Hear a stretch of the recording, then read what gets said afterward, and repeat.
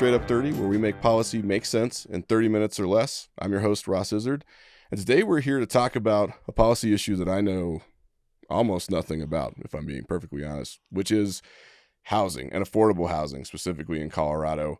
And we have Tony Lewis from the Donnell Kay Foundation here to join us. I actually asked Tony what his title was before the show, and Donnell Kay doesn't have titles anymore. So he said worker. And so he is a worker. He also happens to be the leader over there who has been doing it for a really long time. I've had the pleasure of working with you for more years than I would like to probably say on camera. So thanks for coming. Thanks for having me. It has been a number of years. I think I'm on year 26 now at the foundation. That's a lot of years. That's a lot of but years. you look so young. Yeah, thanks. Yeah, that's why I love this podcast. That's right. Okay, so why don't you tell us a little bit about sort of your background and how you came into this world, and then specifically about Donnell Kay, which occupies, I think, a sort of interesting slot between policy development and thought leadership and funding, which is fairly unique, I think. It is. It is unique. You know, I got to this in a really interesting, non-logical way. I was a development director at the Outward Bound School, so I was raising money. 6 years into that, doing a capital campaign, doing the annual campaign, one of my trustees said, "Hey, would you like to run a foundation?" And as a development director, the best thing you can ever think about is stopping asking for money and beginning to give away money. So you're flipping the sides of the table, and I was blessed to get the job. And yet, being a development director is what helped me create the foundation and the value set behind it. Because when you're a development director and you're asking for investment in your nonprofit, how you get treated by foundation directors is a fascinating spectrum, let's say. It's a really diplomatic way to say it, I think. Some good, some bad, right? And I vowed if I ever changed sides of the table, that I would treat people with as much respect as I possibly could, and I'd be responsive to people. So I tell my staff, if you don't return a phone call or an email, it doesn't matter from whom, you'll likely be fired. Because that's what drives me crazy with foundations, is they feel like they don't have to respond to people. And we need to. So that helped me in the creation of the foundation. And you're right, we occupy an interesting space. We work on state level policy and we give money away. But I'd say we work more on policy than give money away. And we're a small foundation, right? Our budget's $1.6 million a year, all in grants, salaries, contracts, policy work. So relatively small. Yeah, so talk to me a little bit about the policy side. I mean, the foundation world we could probably talk about all day, right? And to your point, I mean, I've, having grown up in the nonprofit space, have had some, let's say, mixed interactions with various foundations. We should do a Straight Up 30 on foundations. We should. I probably would never get funded ever again, so we might have to be careful about it. But that's a whole different ball of wax. I think, one of the things that I've appreciated over the years is getting to know the folks at Donnell Kay who are working on these various policy issues. And there are quite a few of them, one of which is housing, but that's also not the only thing you're doing over there. It's not. The fun thing about Donnell Kay, or DK as we call it, so much easier, is that when you get hired at DK, you don't usually get hired to work on any specific issue area. You're just a generalist. I love generalists, and I love to say there's 3 reasons why you get hired at DK. One is you have to be smart. I'm out. Yeah, I don't think so. 2, you have to be curious. If you're smart and you're curious, you're gonna find things that bother you and don't make sense, and you want to resolve those things. And in a policy context, that's what we're looking for. And the third thing is you got to be fun, because we spend time together. And so if you're not smart and curious and fun, it's not a great place to work. If you need somebody to direct your work and tell you what to do, it doesn't work well at DK. So people gravitate to issues. The issues we're working on now: early childhood, but only friend, family, neighbor care, not center-based care. Food access and nutritious food. So that's all the way to supporting small farmers and food systems, healthy school meals for all. And we're working a bit on K-12 innovation, and we're working on affordable housing. Yeah, it's always interesting because whenever I talk to you, I feel, and I've been doing the education policy thing for a long time, right? And sometimes you can get a little cocky and you're like, oh, I know how to do this thing. Right. And then I'll go have coffee with you and you'll hit me with some idea where I'm like, well, I've never thought about that one time in my entire career, and now I need to go chew on it. And it turns out there have been a couple of them actually just recently that have been really interesting to explore. But the housing piece in particular, I think it's not unique, but it is an interesting angle.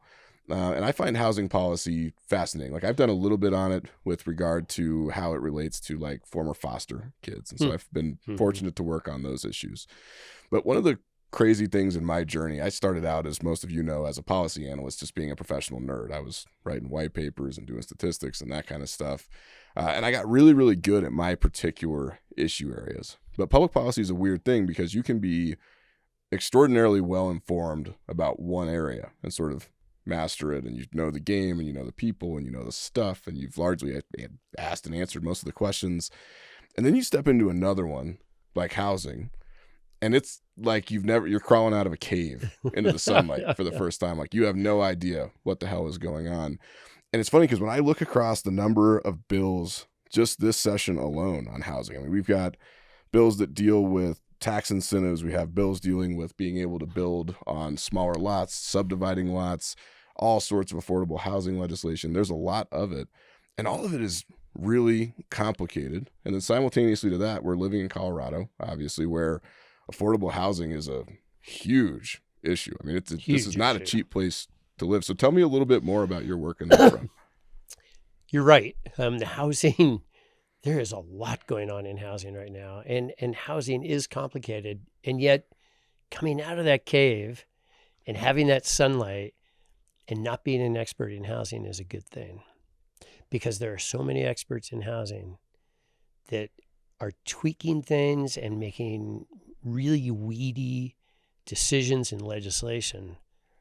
It's good to have people come into this sphere saying, what's really going on? And when you do that and you look at the overall state of housing and affordable housing in Colorado, it's, I don't know, disaster comes to mind. I wasn't sure which word you'd pick. Yeah. It ain't pretty. That's for sure. It's not pretty because we're building very little housing, very little affordable housing.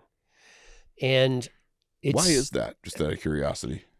Because, I don't know, Ross. This is a tough thing to explain, and I'm not sure I even totally understand it. As you mentioned, there are 20 plus bills, theoretically most of them to improve the pace of building housing, affordable housing in Colorado, and it's just not happening. Here's one reason why. Here's just like one example of what's going on. We got drug into the housing sphere because my friend Paul Major at the Telluride Foundation had just started Rural Homes Colorado. And Rural Homes focuses on building affordable housing in rural areas of Colorado. The hardest thing you can do in housing. No developer wants to go out to rural Colorado and build a couple of units.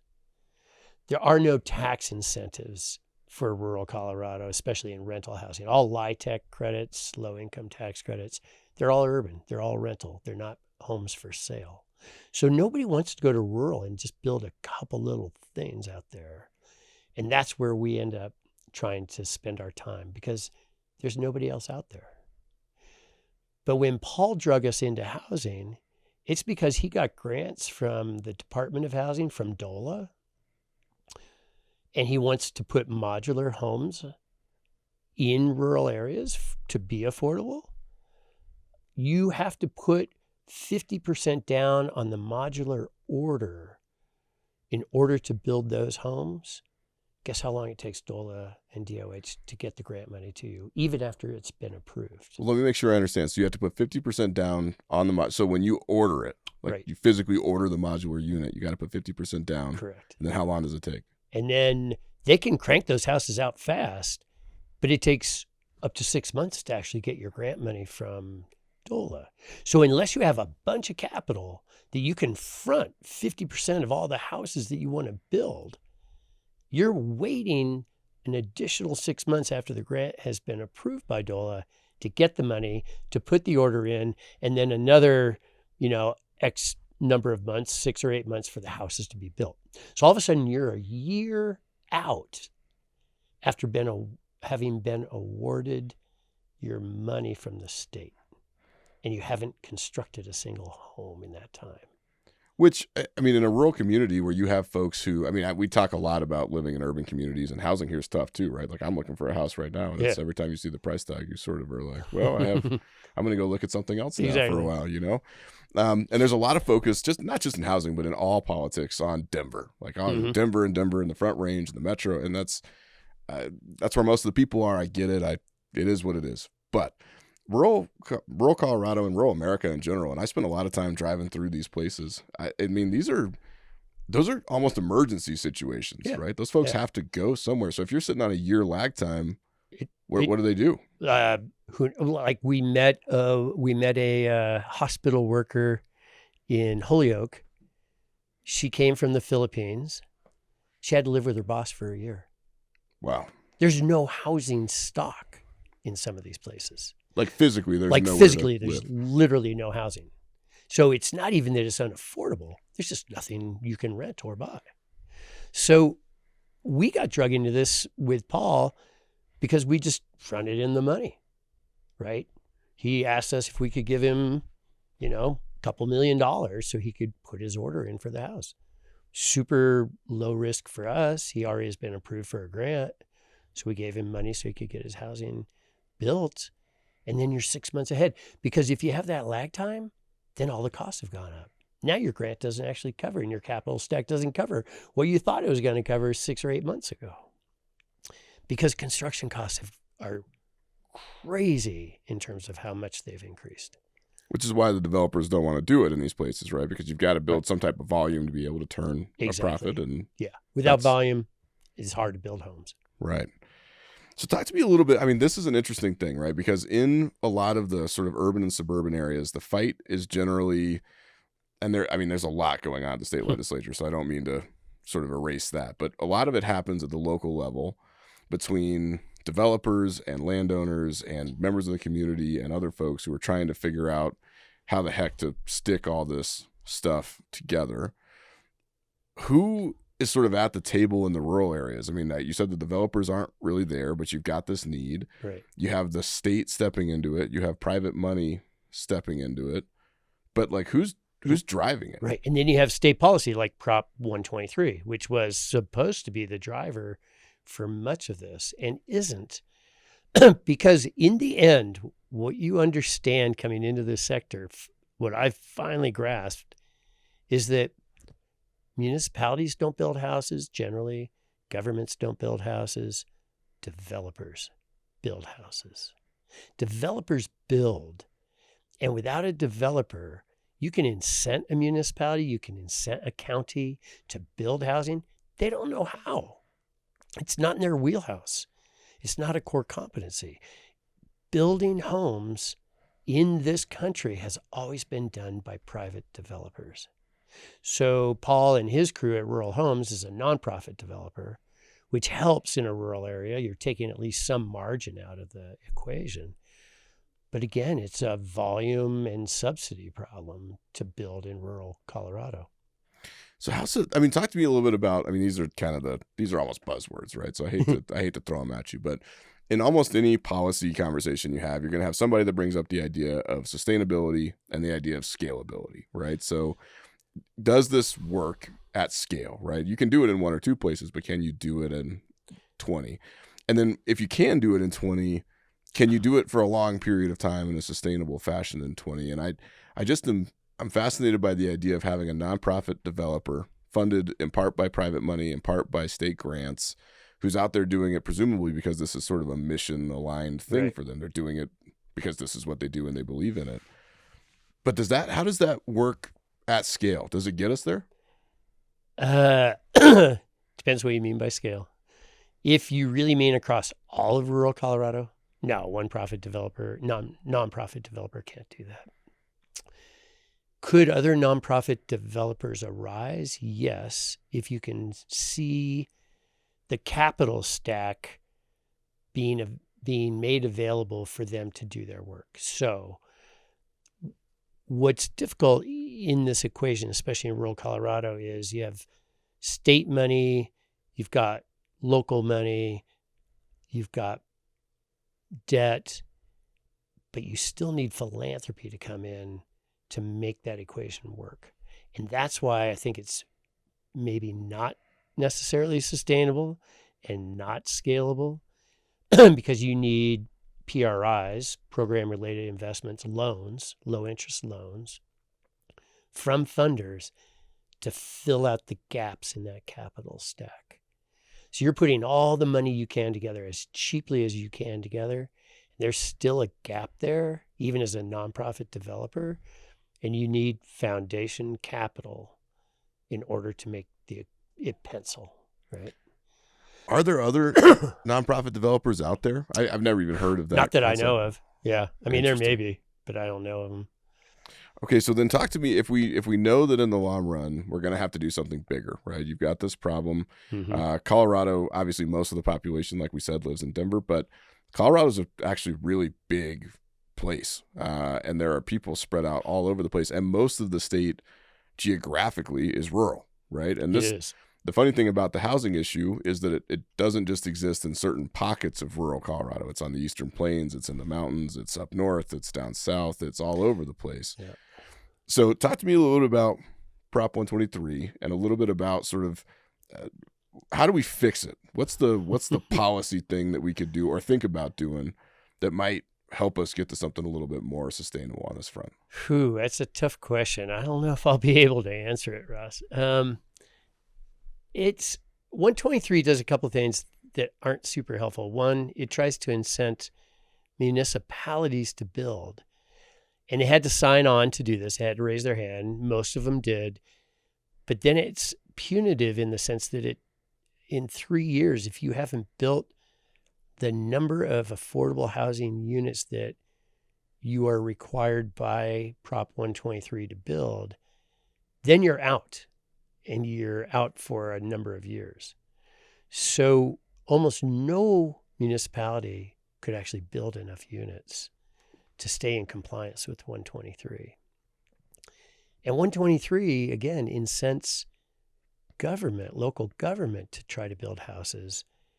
Developers build houses. Local government doesn't know how to do that. No.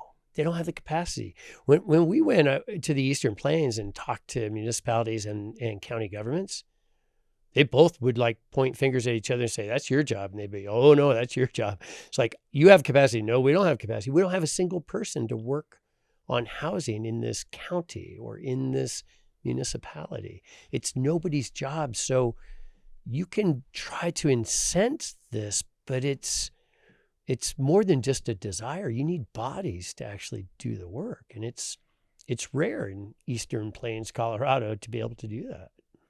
So if they can't meet the requirement, they can't build enough stuff, do they just not participate? Is it an optional participatory thing, or is it you turn a blind eye and hope for the best? Or how does it? We will see. And there are some fixes to 123 being proposed this year. I haven't tracked it as closely as I should. But there are no really easy answers, but I think we have to have a mind shift from government building homes to developers build homes. And how do we incent more nonprofit developers to arise? How do we subsidize some of that work? How do we provide? So we're working on housing on school district property. School districts are the same as municipalities. They have no core competency in housing, and they shouldn't. They don't have a person assigned to it. They don't know how to build homes, but they need homes, both rental and for sale, for their workforce. And we think that that's part of what the state can do, is incent that and subsidize that and make it available. But you have to build in that technical expertise and help for school districts to be able to do that. Yeah, this is an interesting thing because there are so many policy areas that they start here, right? There's a pressing problem that needs to be fixed right now. Um, Anybody who's worked in or around public policy in any form or fashion, legislative, regulatory, agency level, doesn't Right. matter. Nothing happens as fast as you would like it to, which is kind of what you were saying earlier. We have this long lag time. Problems usually arise quickly and solutions arise slowly, and that can be difficult to deal with. But also, there's some reason to hope because this happens a lot in a lot of different policy spaces. Something pops up. Someone has a good idea, in this case, a nonprofit developer who's doing it. You have philanthropic money who is willing to step in and sort of start filling the gaps. You have some level of tentative toe-dipping involvement from the state in the form of grant programs or something else. And that's often the beginning of something that looks like a solution or an approach, right? And I would imagine while you're doing that work that, you're kind of getting more and more involved in the nitty-gritty side of how this stuff works politically, because there's a lot of overlap in the housing Venn diagram. You've got funding, obviously, you have agency level grant programs, you have environmental concerns, you have transportation, they all overlap to some extent. Water, assuming we ever have if we ever get water again. Yeah. And it's I think in some ways it's sort of it's like a trial run, right? Does this work? And if the answer is yes, then how do we scale it, or how do we change it into something that could work more sustainably across a broader swath of the state? Yeah, great question. What you have to remember is that there's not one answer, right? So rural homes, building affordable homes in rural Colorado is part of the answer. What we're starting to learn is a huge part of the answer, and this is the least sexy, least exciting thing you can do. You're really selling it to me, Tony. Preserve housing. Nobody wants to point to a affordable apartment building and say, we're going to buy that. City of Aurora is going to buy that and keep it as affordable housing, because it's not new. You're not building anything. You're not selling this idea and this vision and this beautiful picture of a nice new affordable housing unit. What you're saying is the LIHTC credits that are keeping this affordable are running out after 30 years. And now somebody can buy that apartment building and jack up the rent. We're going to buy that and we're going to keep it affordable. We need to be doing a lot more preservation of current and naturally occurring affordable housing at the same time as we're trying to build housing in areas that need it. You've got to do both at once. You got to walk and chew bubblegum. You've got to preserve housing. You got to build affordable housing. But if you don't preserve affordable housing at the same time, we're always going to be in a net deficit of affordable housing. That's a really interesting point, because I mean, the typical way that somebody would approach that is that you buy the old crappy apartment building and you bulldoze it and it becomes a beautiful new several duplexes or a new apartment building or something else, depending on how it's zoned. I guess I had never thought about the fact that it would create a perpetual day. You'd never catch up. You never catch up. It's like pulling on different ends of the same rope. Yes. And that's where we are in Colorado. We're not preserving. And the small amount of money in Prop 123 to preserve, I don't think has even been used.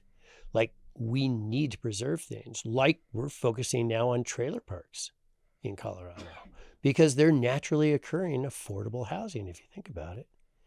You don't own the land, but you own your unit. Well, you can buy a new unit for about $180,000. That's pretty cheap. And they're pretty well built now compared to trying to construct a home, even a modular home. But again, it's not a sexy thing to preserve trailer parks or God forbid, build a new trailer park. Like, I don't know the last time a new trailer park has been established in Colorado. Well, that's a hard sell, right? In part because of the fact that as you said, the developers are, they have very strong incentives to build nice things near other nice things, right? And trailer parks are, at least historically, not considered to be in that vein. So I imagine that's a hard road to hoe. It is. And yet we're losing units. Every day we're losing units. And when you do, then people have nowhere to nowhere to go. Yeah, where do you go? Which then creates a whole cascade of other policy questions, right? Absolutely. So they have to go into more expensive units. That necessitates something that looks like conversations about wages and tax credits and incentive programs and any type of help or benefit program that might be out there, which, that's all complicated too. So eventually we're going to have to drill down and actually talk about it seems. Yeah. None of these things exist in a silo, right? They're all related and they all have to be dealt with at the same time. And it's not easy, but it is fun. It is fun. There's a lot to do out there, from preserving to building new and rural on school district land. Like, there are great things to do out there. And we just got to keep pushing on all those threads at once. I've said often that I've been a lot of things doing this. I've been frustrated. I've been overjoyed. I've been happy. I've been sad. I don't think I've ever been bored. And I don't think you're ever going to get bored. No, It seems like never one that you bored. might be able to spend some time on. Absolutely. So if somebody wanted to learn more about affordable housing in general, or affordable housing in rural areas specifically, or if they wanted to support this idea of a nonprofit developer or support DK's work, where would they go? Where do they start? Come to our website. We have a couple blog posts on affordable housing. Go to Rural Homes in Colorado and check out their website and what that nonprofit developer is doing. Where else? Kit Carson is a fascinating example right now. There is a housing authority in Kit Carson that is putting 2 trailers inside Kit Carson as a municipality on some undeveloped land. And they're doing a beautiful job of it. It's really cool to see. And it's great to see a city step up and change its zoning to allow for that. So I'm going to have you come back and do a whole episode just about zoning, because that is that one I have worked on, and it's solving a Rubik's Cube on a freight train underwater. It's complicated. So if you have an interest in learning more about any of this stuff, it's obviously complicated. It is something that is going to take a lot of time and a lot of intentionality to untangle, but it's also something that really matters to everybody. It really doesn't matter where in Colorado you live. Affordable housing is probably something that you were thinking about. People hit it from different perspectives, of course, but we should probably be talking about it, because otherwise we're all going to wind up living somewhere else eventually. So, Tony, thanks for coming. I really appreciated the conversation. I did as well. Thanks for having me. You bet. That'll do it for this week's episode of the Straight Up 30. Thanks for joining us, and we will see you back here next week.